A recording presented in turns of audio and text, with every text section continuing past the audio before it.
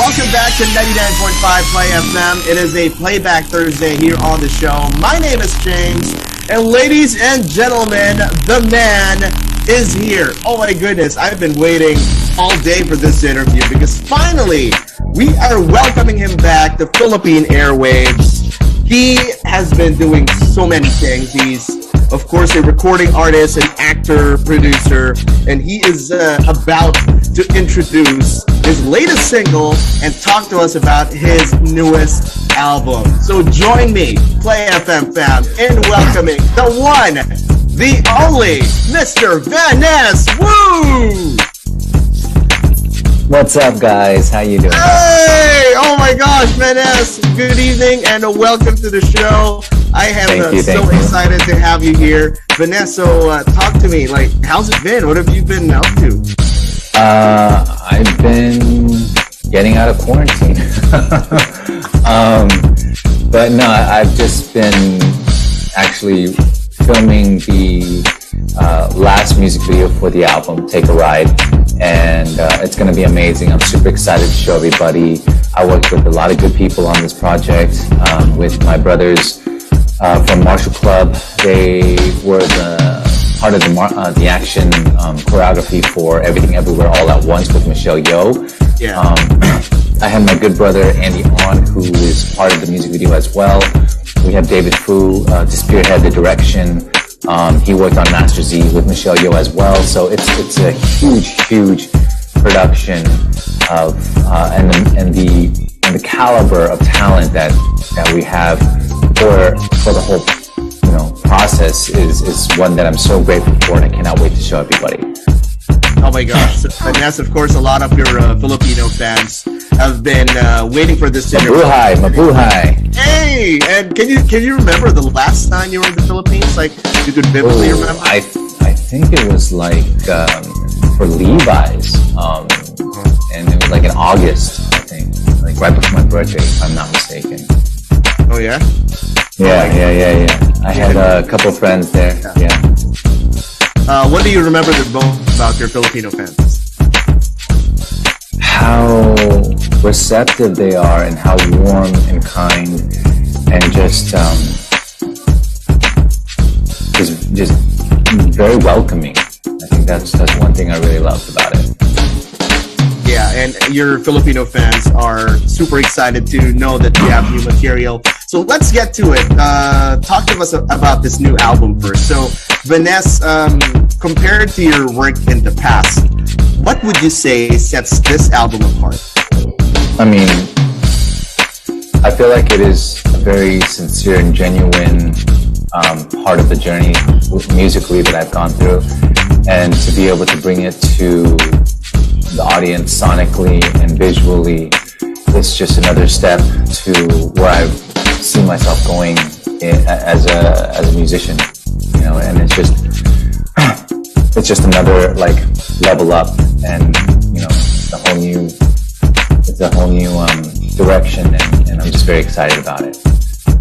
And of course, as an artist, was there anything new that you discovered about yourself? Is there any new process or new thing that you inculcated in the entire process of creating your new album? I think it's just finding more confidence in my voice musically, and to just trust my instincts, and to believe in myself, and to not really give a ish about what industry or what labels or what people say you should be doing, or what genre you should be doing, because there's so many different genres in this album, and that's why I love it so much. But it really just gave me a platform to experiment and find my own voice through it all, and I think that's ultimately what I've been doing in my music career, in life in general, is to find your own voice and be comfortable with it, and be able to fully embrace yourself for who you are, and the things that you want to show people. Because there's so many people that are going to tell you, oh, you should be seeing this, or you should be doing this, or this is what sells, and this is what people like. But I mean, at the end of the day, who really gives a crap about all of that, right? mean, you just gotta be happy with what you're doing, and that is what's going to drive you to do something even greater than what you're doing already. Mm-hmm. And I've also read that this album was actually, quote, and I quote, created all over the world. Could you tell me more about that? Yeah, so I was very fortunate when we were able to travel much more easier back then. We recorded on a beach house in Malibu, in a Hollywood Hills, place with just amazing view in the mountains in Kyoto, and then also in Thailand and in London. So, when I found out that this is where I'm most comfortable, most inspired to write and create, is just in a room where I can just walk outside and be in another place rather than in a studio. It just felt right. And that was the direction that I wanted to do. Okay. And now, talking about your single, It's On. Why did you specifically choose this one to be the first single to be put out from the album? Well, the actual single that came out first was called Chill. Oh, okay. And I'll yell at my managers later for not giving you Chill. But Chill actually is a very comfortable, good, easy listening, good vibes type of music that we shot in like the mountains in California somewhere. Mm-hmm. Very close to nature, but there's like a bus there. There's like very bohemian vibes, and that was kind of the direction that I wanted to show people. Just enjoy, have fun with music. And then It's On was more of like a house party vibe, and just to let everybody know, like, we could be outdoors or we'd be indoors, but we're still having a good time. It doesn't matter where you are. Mm-hmm. And the musical direction is pretty much the same. It's just easy listening, good music, good energy, and the frequency is just positive vibes. Mm-hmm. And speaking of positive vibes, just before I only have a couple of more questions. Like when I look back at your career, and then as I was listening to Summertime Love earlier. Oh yeah. I was watching the music video of It's On. For me, like when I look at you, me as a fan from over here, I see that, oh, this guy is all about good vibes and having fun. Indulge me, Ness. Like, imagine you're back in the Philippines, this time just for a concert. Okay, just for a concert. Mm-hmm. And you're performing in front of thousands of your fans here. What do you want your fans to appreciate the most about your music right now? I think it would just be the heart of the journey, the passion and the heart for pursuing what you love doing, and you're always going to change in a direction that's going to inspire you, and it's never going to always be the same, and you can say as much as you want about like a rocker or a rapper, or you know what I mean.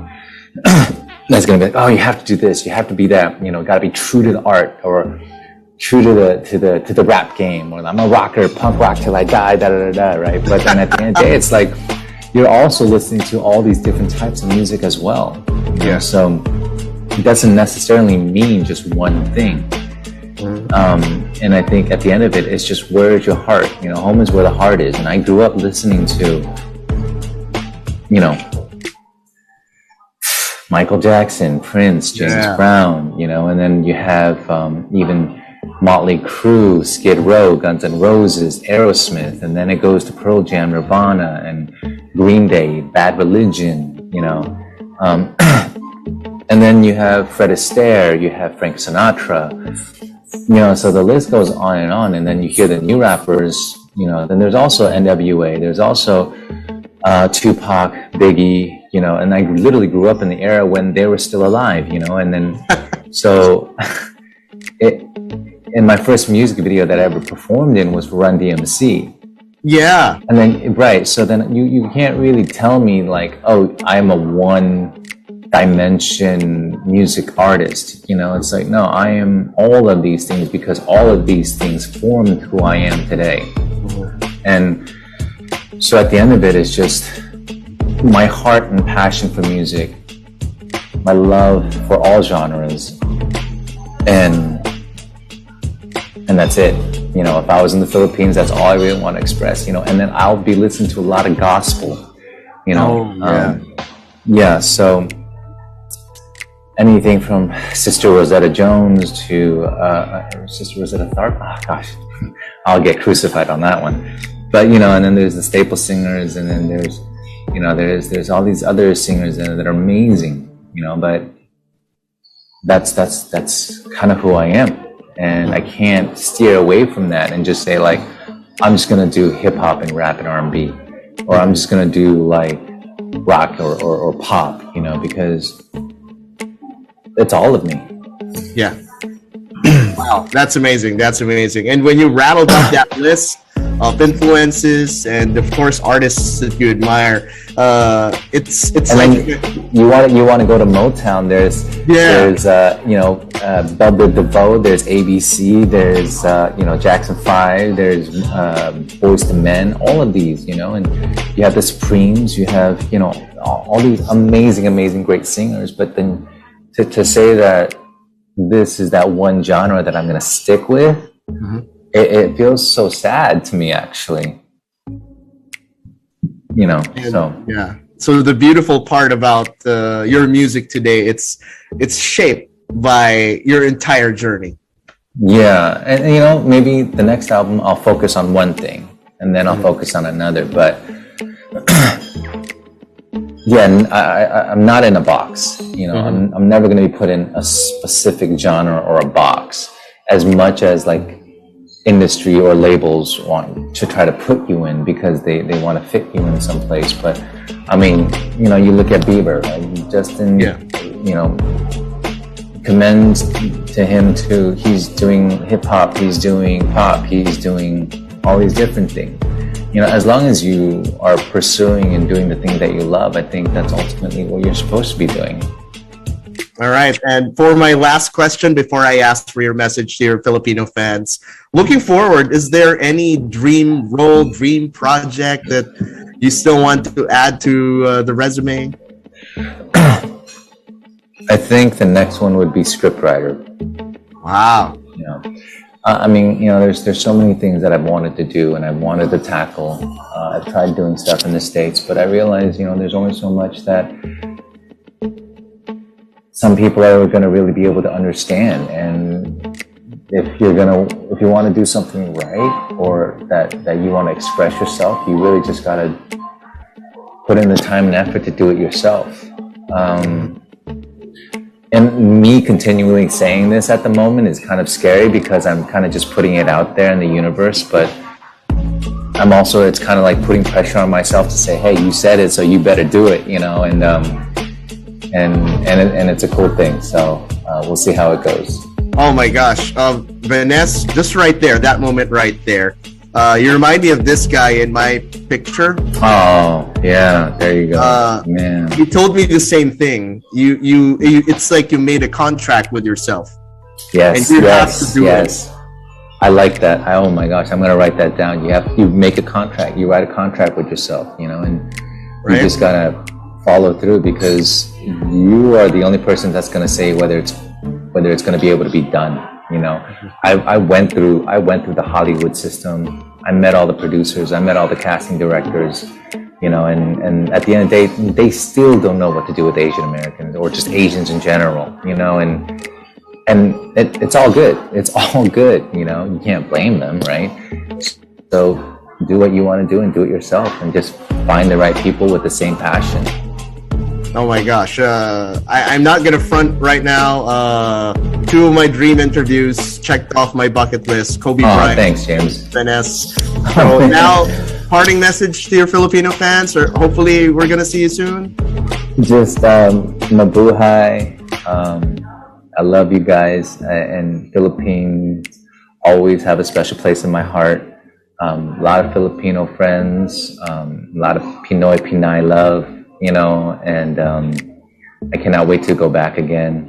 And thank you guys for all the support. And I'm very excited again to bring an album where we can connect on an even more deeper level together. Love that. Thank you so much for dropping by the show, Vanessa. And now we are going to be playing the newest single of Mr. Ness Wu. It's called It's On, and you are listening to 99.5 Play FM. Thanks, James.